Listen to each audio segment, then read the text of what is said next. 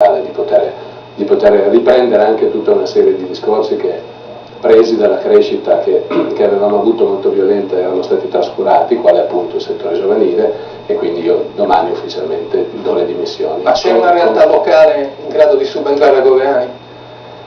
Io penso che il calcio sardo, questo è un discorso molto complicato, vive un momento di grossa crisi a livelli dilettantistici, e quindi penso che ci saranno delle grosse difficoltà a Nuoro come da altre parti. La dimensione di Nuoro come categoria? Ma io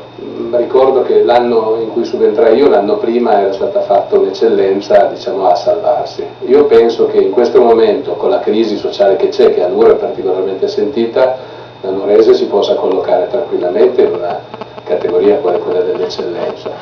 non disdegnando poi,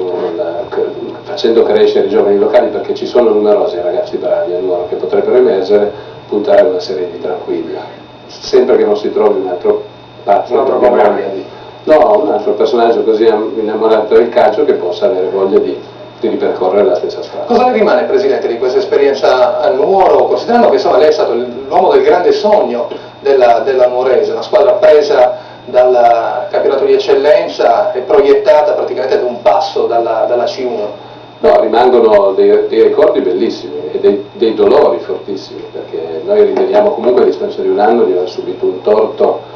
spaventoso, soprattutto se era affrontato delle altre realtà calcistiche della penisola, dove sono successe cose veramente gravi e le squadre non solo sono state salvate ma sono state anche ripescate, per cui rimangono grandi soddisfazioni e grandi delusioni. Però il calcio secondo me è fatto di cicli. Io penso che Nuoro abbia vissuto un periodo bellissimo, la vittoria dell'eccellenza, la vittoria della Serie D, i playoff del primo anno e i playoff comunque sfiorati lo scorso anno, per cui